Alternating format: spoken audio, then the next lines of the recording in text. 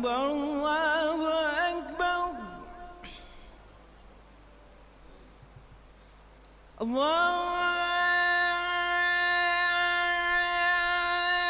الله أكبر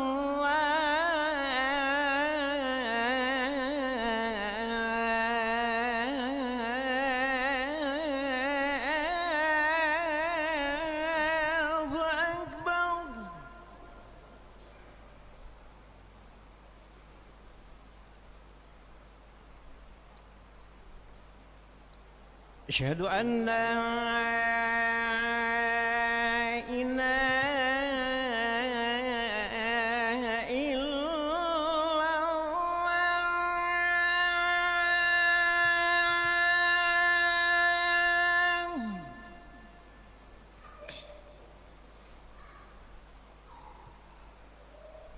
أشهد أن لا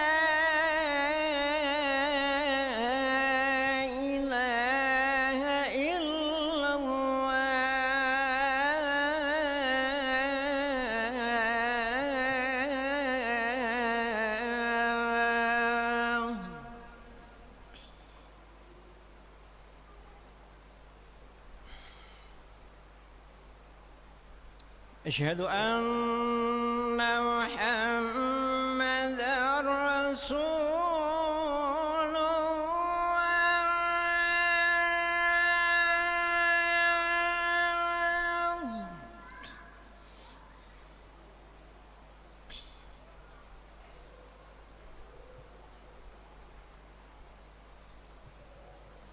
أشهد أن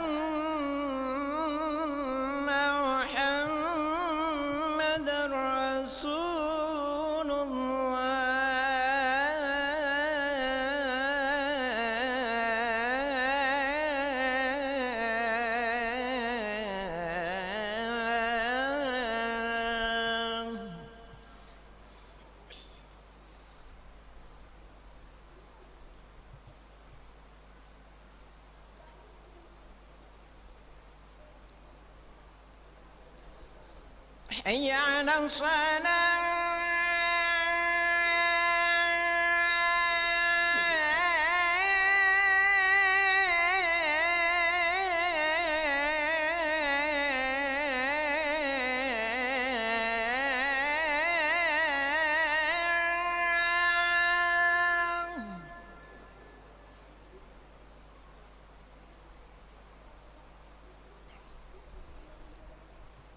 حي على الصلاة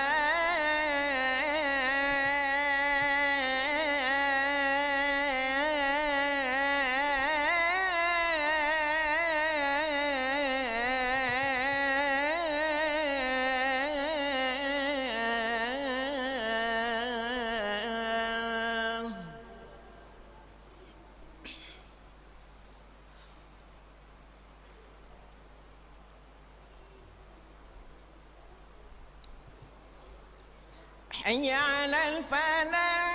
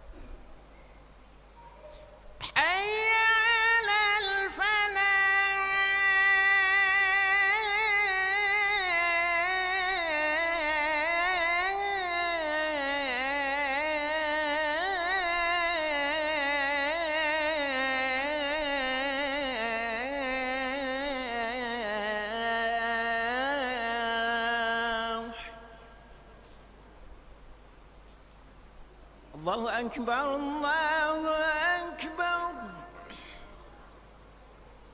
لا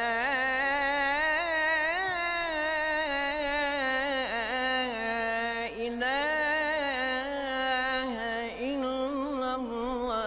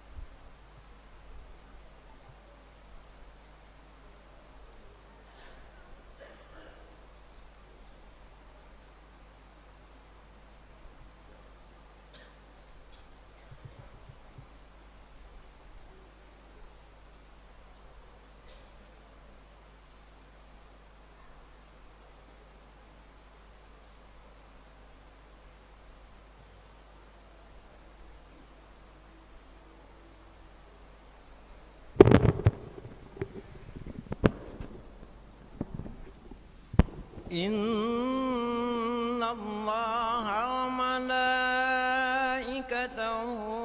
يصلون على النبي يا أيها الذين آمنوا صلوا عليه وسلموا تسليما اللهم صل وسلم وبارك على أشرف العرب والعجم وإمام مكة والمدينة والحرم سيدنا ومولانا محمد وعلى آله وصحبه وبارك وسلم وزده يا رب شرفا وكرما ومهابة وتعظيما.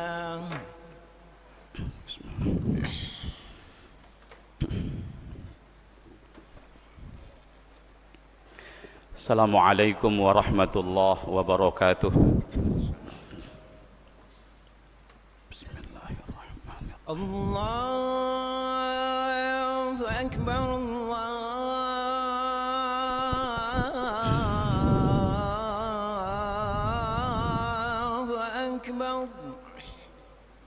Allahu Akbar, Allahu Akbar.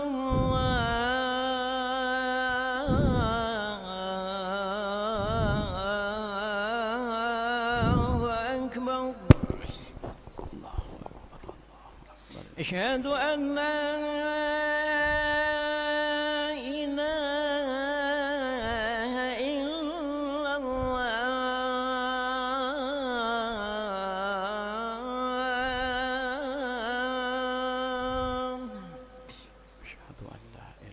أشهد أن لا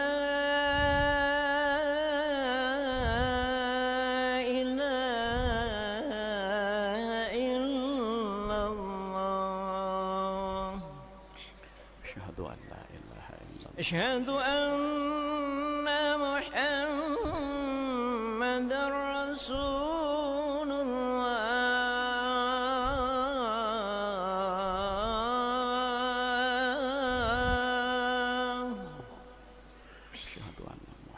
أشهد أن محمد رسول الله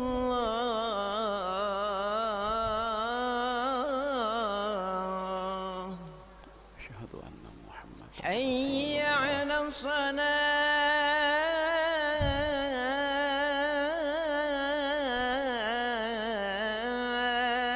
الصلاة لا حول ولا قوة إلا بالله. حي على الصلاة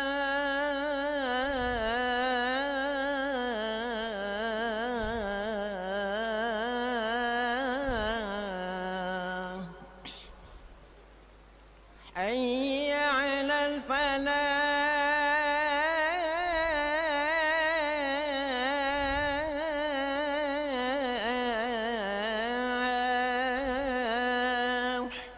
لا حول ولا قوة إلا بالله. حي على الفلاح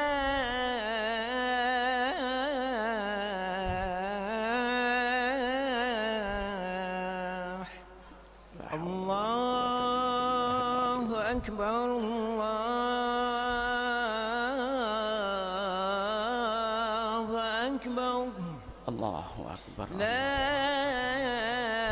إله إلا الله لا إله إلا الله محمد رسول الله.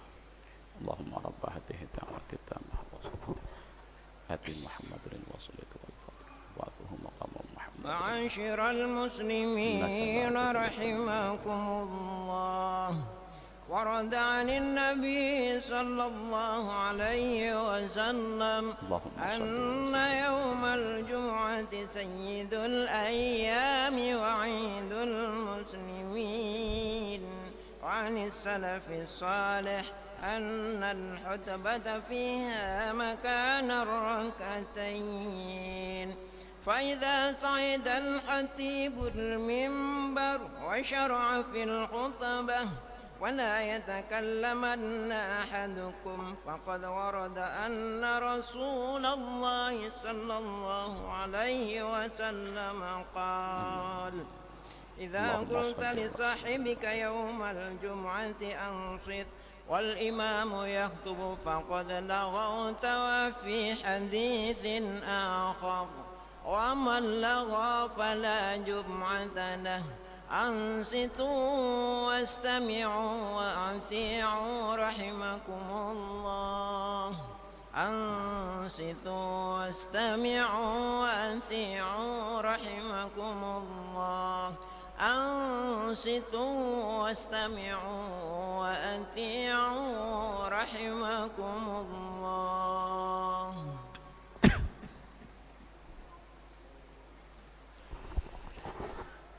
الحمد لله رب العالمين قيوم السماوات والأرضين مدبر الخلائق أجمعين باعث الرسل صلوات الله وسلامه عليهم إلى المكلفين لهدايتهم وبيان شرائع الدين أشهد أن لا إله إلا الله الملك الحق المبين وأشهد أن محمد رسول الله صادق الوعد الأمين اللهم صل على سيدنا وحبيبنا وشفيعنا وقرة أعيننا محمد خاتم الأنبياء والمرسلين وعلى آله وأصحابه المجاهدين الطيبين الطاهرين وبعد معاشر المسلمين أوصيكم ونفسي بتقوى الله فاتقوا الله رب العالمين واعبدوا الله مخلصين له الدين واعبدوا الله حتى يأتيكم اليقين.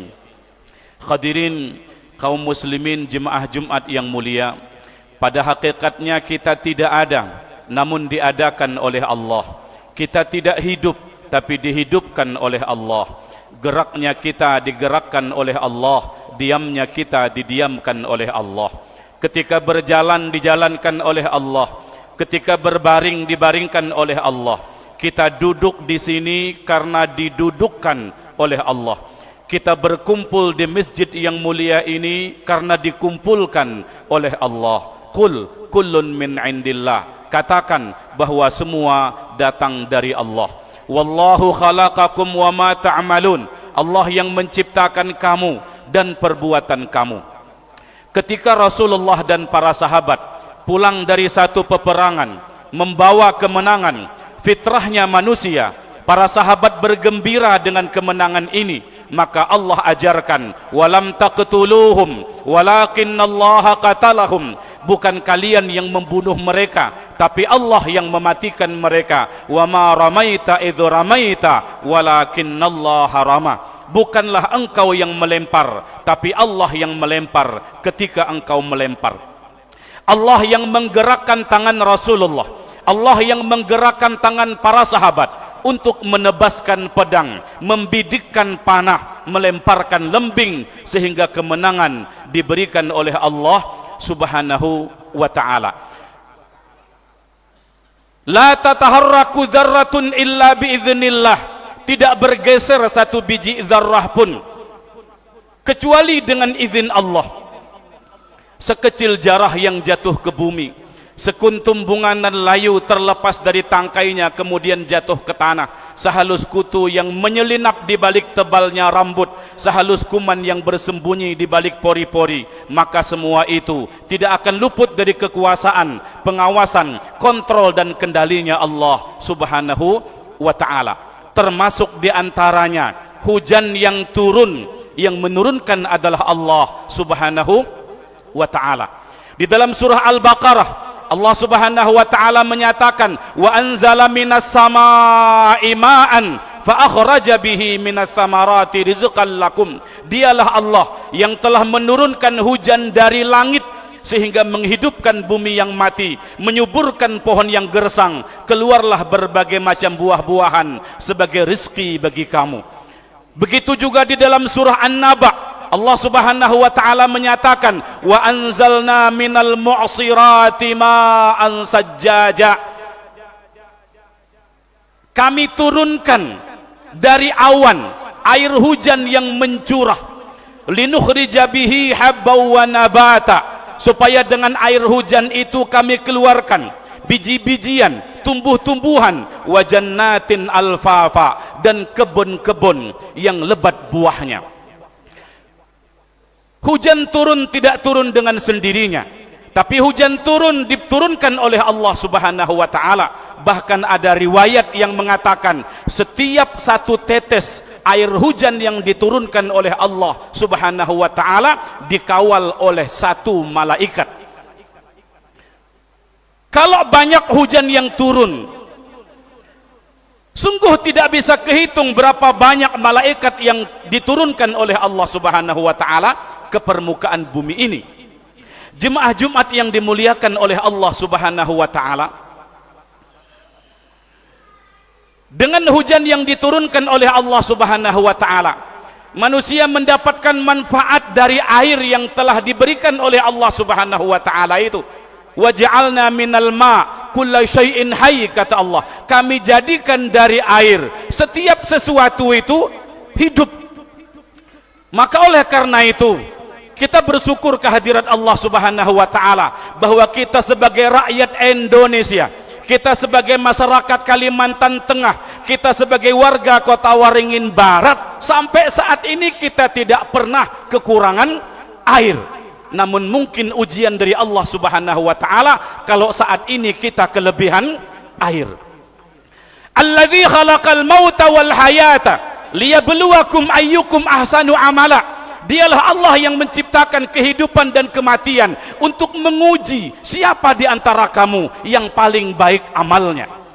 Hujan yang turun siang dan malam mengakibatkan banjir, sehingga banyak saudara-saudara kita yang terkena dampaknya banjir ini adalah ujian dari Allah Subhanahu wa taala. Dan orang yang diberi ujian itu tanda bahwa dia akan naik kelas. Anak SD ketika dia mampu mengisi soal ujian, naik ke sekolah SMP. Anak SMP dia sanggup mengisi soal ujian, naik SMA. Anak SMA dia mampu menghadapi ujian, mengisi soal-soal ujian itu, maka dia lulus, dia bisa kuliah dan sebagainya. Begitulah sekarang kita sedang diuji oleh Allah Subhanahu wa taala dengan adanya banjir, air yang melimpah, dan ujian ini untuk menaikkan derajat kita di sisi Allah Subhanahu wa taala. Jemaah Jumat yang dimuliakan oleh Allah Subhanahu wa taala, ad-dunya darul imtihan, dunia memang tempat ujian. Wa nabluukum bil khairi wasyarri, kami uji kamu sekalian, kata Allah, dengan kebaikan dan keburukan. Kalau miskin ujian, yakinlah kaya pun juga ujian. Kalau sakit itu ujian, percayalah sehat pun juga ujian. Kalau musim kemarau itu ujian, musim hujan pun juga ujian. Kering kerontang, gak ada air, minum, mandi, nyuci susah, itu ujian. Ketika banjir datang melanda, itu pun juga ujian dari Allah Subhanahu wa taala. Dan Allah Subhanahu wa taala menyatakan, walanabluwannakum bisyai'in, sungguh kami uji kamu sekalian, kata Allah, minal khauf, dengan rasa kekhawatiran. Yang rumahnya tergenang air, khawatir kalau ada buaya masuk ke dalam rumah, ada ular masuk ke dalam rumah, khawatir kalau perabotan rumah tangganya rusak, mau ngungsi ke tempat yang tinggi yang tidak terkena banjir, khawatir kalau barang-barang di rumahnya diambil maling. Minal khauf, ujian, wal ju', kelaparan, wa naqsim minal amwal, kekurangan harta, wal ampus, kekurangan jiwa, wasamarat, paciklek, krisis. Tapi di ujung ayatnya Allah menyatakan, wabasyiris sabirin, berikan kabar gembira kepada orang-orang yang sabar. Pasabrun jamil, sabar itu bagus. Innallaha ma'as sabirin, Allah selalu bersama dengan orang-orang yang sabar. Innama yuwaffas sabirun ajrahum bighairi hisab, orang yang sabar itu pahalanya tidak ada batas. Semakin tinggi tingkat kesabaran, semakin banyak pahala diberikan oleh Allah, semakin tinggi derajatnya diangkat oleh Allah Subhanahu wa taala. Siapa orang yang sabar itu? Alladzina idza asabathum musibah ketika dapat musibah, qalu, mereka mengatakan, inna lillah wa inna ilaihi rajiun. Musibah ini, ujian ini, banjir ini datang dari Allah Subhanahu wa ta'ala, dan Allah juga yang bisa menyelesaikan musibah ini. Allah juga yang bisa mengakhiri banjir yang melanda kita ini. Maka dalam suasana keadaan seperti ini, kita kembali kepada Allah Subhanahu wa ta'ala. Kita koreksi diri, kita introspeksi diri, kita muhasabah, dan kita kembali kepada Allah Subhanahu wa ta'ala, bertekad melaksanakan apapun yang diperintah oleh Allah, berusaha meninggalkan apapun yang dilarang oleh Allah, berjuang dengan penuh kesungguhan untuk komitmen konsekuen di dalam mengamalkan sunnah Rasulullah sallallahu alaihi wasallam. Jemaah Jumat yang dimuliakan oleh Allah Subhanahu wa ta'ala, banjir yang terjadi ini, mungkin ada di antara saudara kita yang bersedih, berduka, tapi ternyata ada juga di antara orang-orang yang malah mendapatkan manfaat banyak dari terjadinya banjir ini. Hotel yang biasanya kosong, gak ada orang nginap, sekarang hotel-hotel penuh. Rumah-rumah sewaan, barakan yang selama ini sepi, gak ada orang, sekarang semua rumah penginapan, semua rumah sewaan, barak-barakan pada penuh. Jemaah Jumat yang dimuliakan oleh Allah Subhanahu wa ta'ala, ada hikmah di balik segala terjadi. Apapun yang dikehendaki oleh Allah Subhanahu wa ta'ala itu semua ada hikmahnya. Al-insanu mudabbir wallahu muqaddir. Manusia punya keinginan, rencana, tapi tetap Allah yang menentukan. Wa ma tasyauna illa ayyasha Allah Rabbul alamin. Tidaklah kamu berkehendak kecuali yang dikehendaki oleh Allah Subhanahu wa ta'ala. Innama amruhu idza arada syai'an ay yaqula lahu kun fayakun. Kalau Allah sudah berkehendak, tinggal Allah perintahkan kun, jadilah, maka jadi. Allah perintahkan hujan, turunlah hujan. Allah perintahkan banjir, banjir pun terjadi. Tapi kalau Allah berkehendak, kering, segera akan kering. Berhenti banjir, banjir akan segera berhenti, tergantung perintah dari Allah Subhanahu wa ta'ala. Namun dalam suasana keadaan seperti ini, agama mengajarkan kepada kita, la yu'minu ahadukum hatta yuhibba li akhihi ma yuhibbu li nafsihi. Tidak akan sempurna iman kamu sebelum mencintai saudara muslim seperti mana mencintai diri sendiri. Apa itu bukti cinta? Ketika saudara kita maksiat, kita ajak untuk taat kepada Allah. Saudara kita belum sholat, berikan motivasi agar dia mau sholat. Saudara kita belum ke masjid, rangkul tangannya, pimpin, tuntun, bawa sama-sama ke masjid. Ketika saudara kita lapar, kita kasih makan. Saudara kita sakit, kita obati. Saudara kita nggak punya pakaian, belikan, kasih pakaian. Saudara kita nggak punya tempat tinggal, kasih dia tempat tinggal. Saat ini saudara-saudara kita yang terkena dampak banjir memang sedang diuji oleh Allah. Mudah-mudahan saudara-saudara kita semua yang terkena dampak banjir ini diberikan kesabaran, ketabahan oleh Allah Subhanahu wa ta'ala. Dan kita dalam suasana keadaan seperti ini memang dituntut untuk punya kepekaan, saling membantu antara yang satu dengan yang lainnya. Wa ta'awanu 'alal birri wat taqwa, saling tolong menolong kita. Wallahu fi aunil abdi ma kana al abdu fi auni akhi. Allah akan tolong seorang hambanya selagi dia mau menolong saudaranya. Man kana fi hajati akhi kana Allahu fi hajatihi. Siapapun yang tunaikan hajat saudaranya, Allah tunaikan hajat dia. Hajat saudara kita tunaikan, apapun hajat kita ditunaikan oleh Allah. Kita tolong saudara kita, maka kita akan ditolong oleh Allah Subhanahu wa ta'ala. Saat ini banyak saudara kita membutuhkan pertolongan, dan alhamdulillah tampak sekali, kelihatan sekali bahwa masyarakat Kota Waringin Barat ini kompak, saling membantu, saling menolong antara yang satu dengan yang lainnya. Kelihatan, alhamdulillah, orang-orang yang selama ini Allah berikan kelebihan harta, dia membantu dengan hartanya. Mungkin membelikan obat-obatan, mungkin dengan membagikan sembako, nasi bungkus, air bersih dan sebagainya. Yang punya rumah lebih mungkin gak ditempati, alhamdulillah rumah itu ditempati oleh saudara-saudara kita yang terkena dampaknya banjir. Dari masyarakat, rakyat, pengusaha, pedagang, petani, alhamdulillah ikut terlibat dalam membantu, menolong, meringankan beban saudara-saudara kita itu.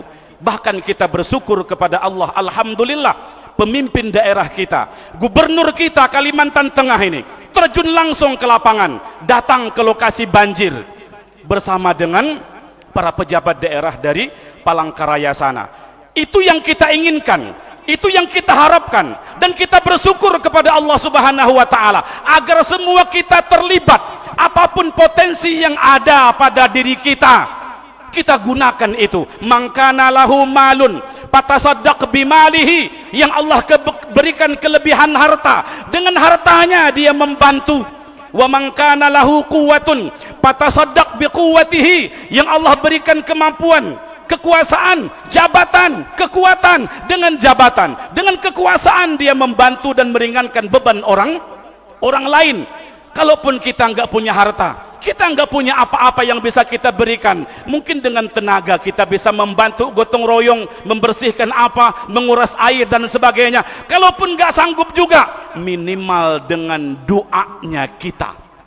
Semua kita punya potensi, semua kita punya peluang untuk saling membantu antara yang satu dengan yang lainnya. Siapapun di antara kita yang ikut membantu dengan hartanya, ikut membantu dengan tenaganya, dengan doanya, mudah-mudahan diterima oleh Allah Subhanahu wa taala. Dan siapapun saudara-saudara kita yang terkena dampak banjir ini, mudah-mudahan diberikan kesabaran, ketabahan oleh Allah Subhanahu wa taala, dan mudah-mudahan musibah banjir ini segera dihentikan oleh Allah Subhanahu wa taala. Barakallahu li wa lakum bil Qur'anil Karim wa nafa'ani wa iyyakum bima fihi minal ayat wa dzikril hakim wa taqabbala minni wa minkum tilawatahu innahu huwas samiul alim. Aqulu qawli hadza fastaghfirullahal azim li wa lakum wa li sa'iril muslimina wal muslimat wal mu'minina wal mu'minat fastaghfiruh innahu huwal ghafurur rahim.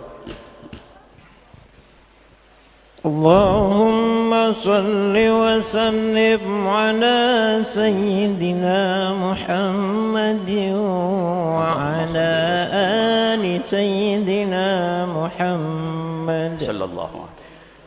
Alhamdulillah, nahmaduhu wa nasta'inuhu wa nastaghfiruh wa nu'minu bihi wa natawakkalu alayh wa na'udzu bihi min shururi anfusina wa min sayyiati a'malina. Man yahdihillahu fala mudilla lahu wa man yudlil fala hadiyalah. Asyhadu an la ilaha illallah wahdahu la syarika lah wa asyhadu anna sayyidana wa nabiyyana Muhammadan abduhu wa rasuluhu la nabiyya ba'dah. Allahumma salli ala sayyidina Muhammadin wa alihi wa sahbihi wa barik wa sallim tasliman katsiran katsira. Wa ba'du, ma'asyiral muslimin, usikum wa nafsi بتقوى الله فقد فاز المتقون. قال الله سبحانه وتعالى إن الله وملائكته يصلون على النبي أيها الذين آمنوا صلوا عليه وسلموا تسليما.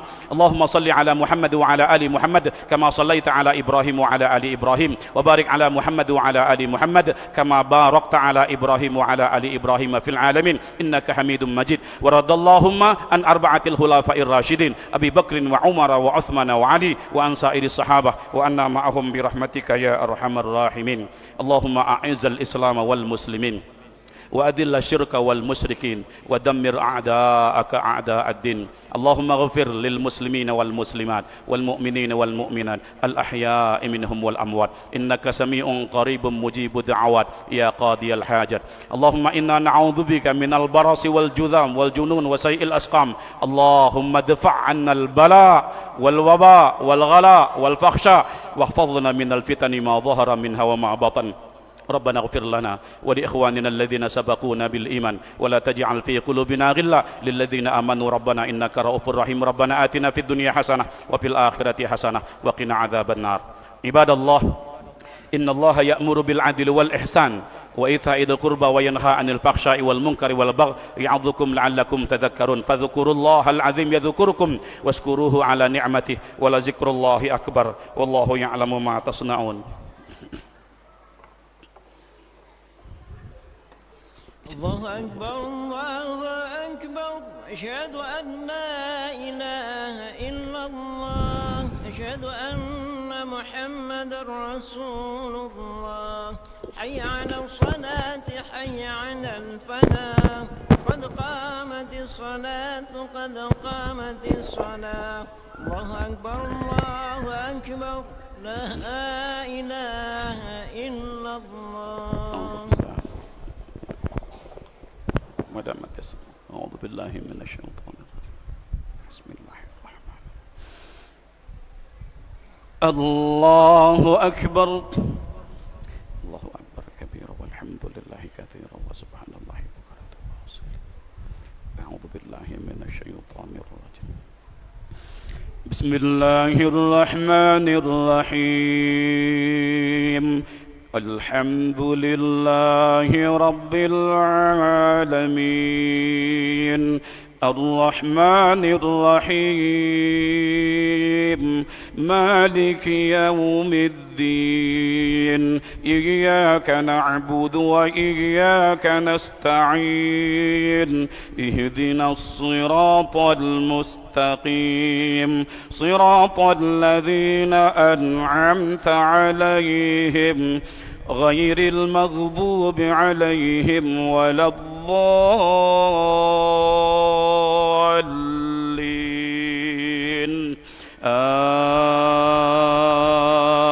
آمين.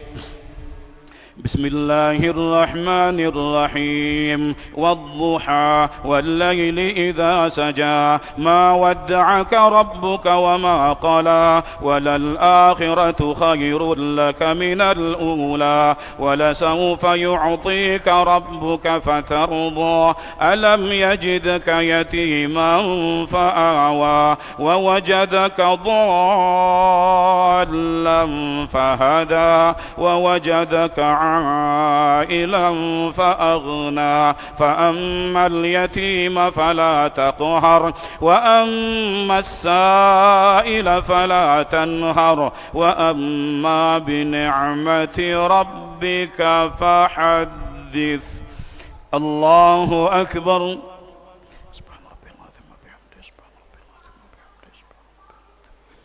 سمع الله لمن حمده. الله أكبر.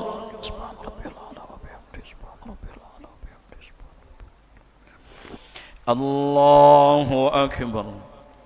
رب اغفر لي وارحمني واجبرني وارفعني وارزقني واهدني وعافني. الله أكبر.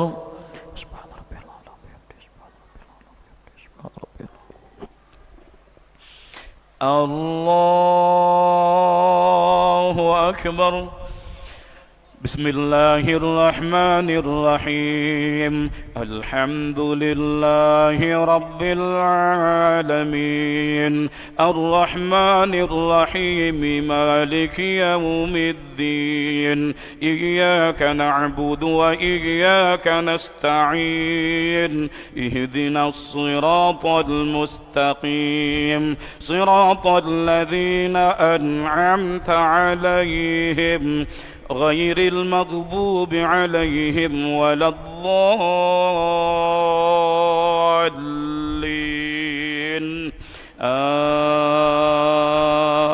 آمين.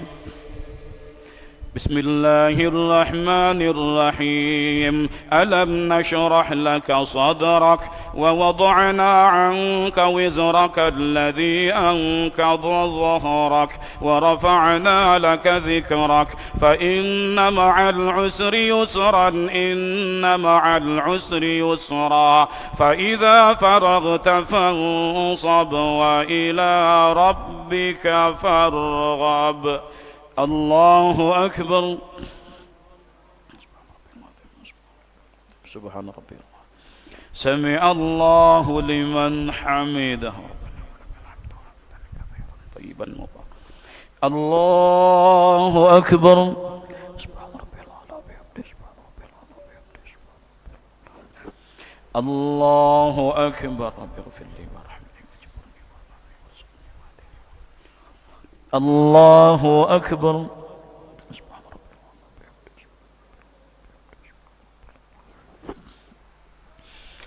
الله أكبر. التحيات المباركات الصلوات الطيبات لله.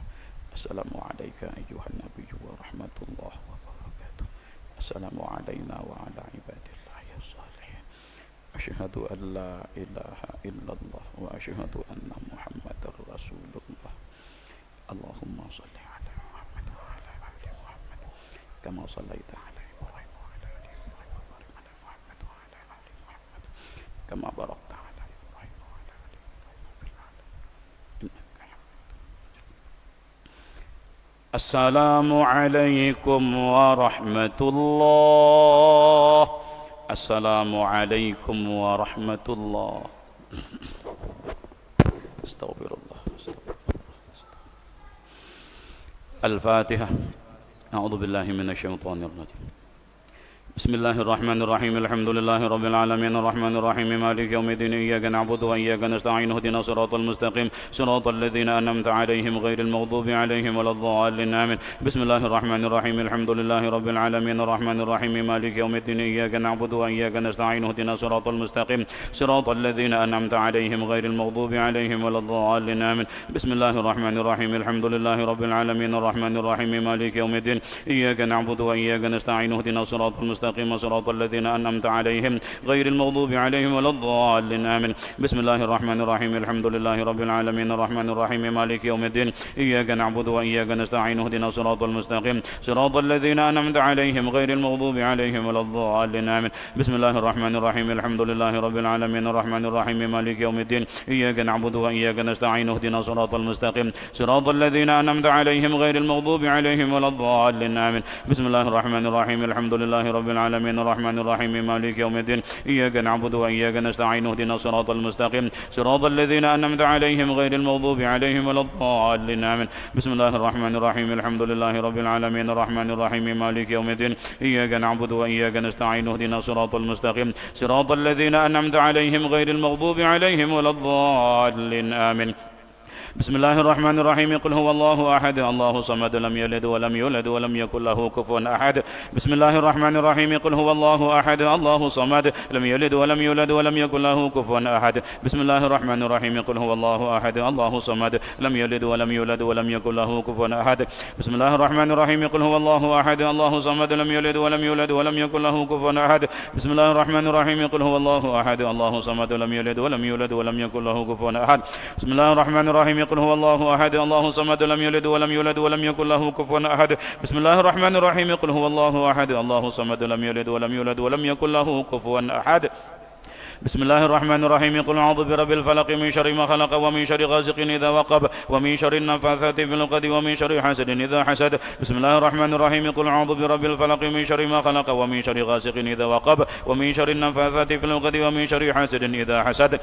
بسم الله الرحمن الرحيم. قل أعوذ برب الفلق من شر ما خلق ومن شر غاسق إذا وقب ومن شر النفاثات في العقد ومن شر حاسد إذا حسد. بسم الله الرحمن الرحيم. قل أعوذ برب الفلق من شر ما خلق ومن شر غاسق إذا وقب ومن شر النفاثات في العقد ومن شر حاسد إذا حسد. بسم الله الرحمن الرحيم. قل أعوذ برب الفلق من شر ما خلق ومن شر غاسق إذا وقب ومن شر النفاثات في العقد ومن شر حاسد إذا حسد. بسم الله الرحمن الرحيم. قل أعوذ برب الفلق من شر ما خلق ومن شر غاسق إذا وقب ومن شر النفاثات في العقد ومن شر حاسد إذا حسد.